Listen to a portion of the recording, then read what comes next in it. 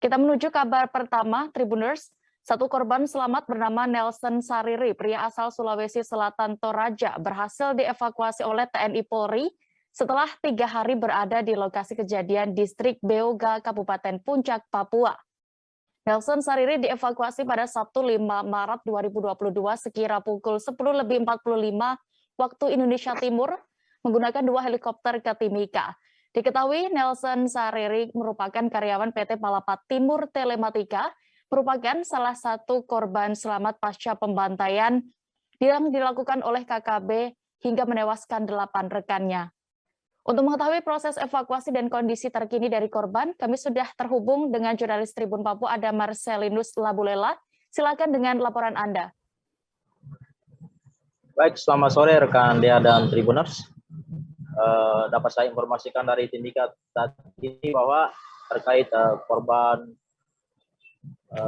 yang diselamatkan oleh pihak TNI Polri, Satuan Tugas Satgas Ops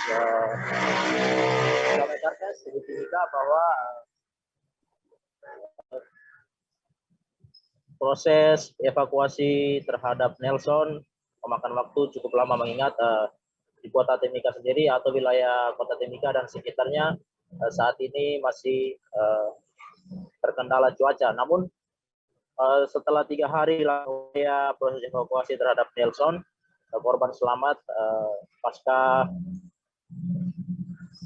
pasca pembantaian dari KKB di Puncak, bahwa korban yang selamat atas nama Nelson telah dievakuasi kemarin sekitar pukul 10.45 di Bandara Moses Kilangin menggunakan 2 helikopter.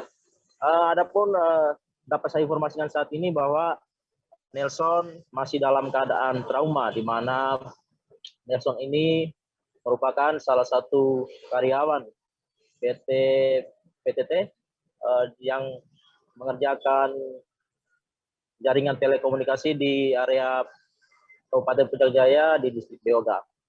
Nelson dievakuasi kemarin, namun 8 rekan lainnya dapat saya informasikan juga 8 rekan lainnya hingga kini belum dievakuasi, mengingat saat ini kondisi cuaca di kota Timika sedang memburuk atau sejak tadi pagi sudah diguyur hujan.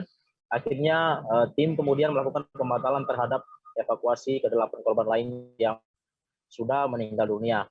Dapat saya tambahkan juga bahwa Nelson ini sempat melakukan pertolongan melalui CCTV di area sekitar dengan melakukan dan dimonitor oleh pihak perusahaan melalui CCTV tersebut. Nelson juga kemarin sudah diperiksa oleh tim medis Dinas Kesehatan Kabupaten Timika karena mengalami kondisi yang masih trauma hingga saat ini. Namun Nelson berhasil selamat, sedangkan beberapa anggota lainnya, yaitu 8 rekan kerja Nelson lainnya masih dalam proses evakuasi. Dan dapat saya tambahkan bahwa hari ini sebenarnya sudah dilakukan evakuasi terhadap 8 korban tersebut. Namun hingga kini baru dilaksanakan karena terkendala cuaca dan memang daerah di sana cukup dijangkau, cukup jauh ya, jauh dari kota Timika menuju ke puncak, dan kemudian ke lokasi itu memang sangat jauh. Jadi kalau misalnya ditempuh dengan jarak kaki bisa mencapai 2-3 hari sampai ke lokasi titik mereka dibantai.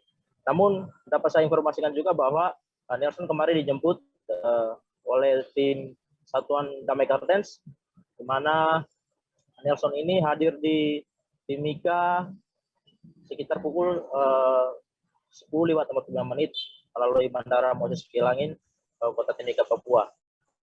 Berdasarkan informasi yang kami peroleh di lapangan bahwa saat ini tim telah mengirim atau melakukan pengiriman terhadap warga-warga sekitar untuk meninjau lokasi, dan juga didukung bantuan dari TNI Polri yang bertugas di sana untuk mengumpulkan jenazah-jenazah yang ada di sana.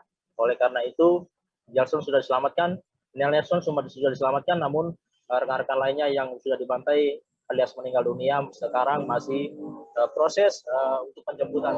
Jadi mudah-mudahan tadi pagi direncanakan jam 6 untuk melakukan penjemputan, namun terkendala cuaca. Namun mudah-mudahan dapat informasikan kembali bahwa mereka akan dijemput lagi pada besok, sekitar hari Senin besok pagi ya, Tribuners.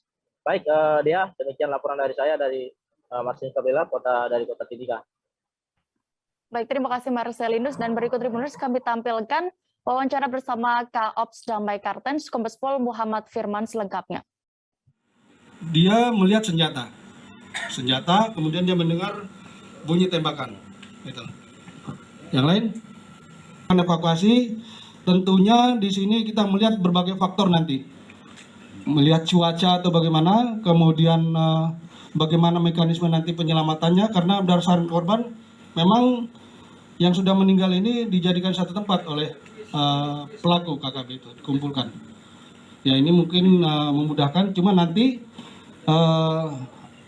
banyak mungkin berbagai kendala karena heli ini yang rencana dari Kodam akan membantu evakuasi ada heli Karakal. Namun ada berbagai pertimbangan heli mungkin tidak bisa mendarat di lokasi, makanya kita nanti menentukan skenario yang bagaimana yang lebih amannya nanti untuk bisa kita bawa evakuasi para korban. Ya. Pada saat kita menerima laporan itu tanggal 2. Tanggal 2 itu kita menerima laporan, kita kumpul.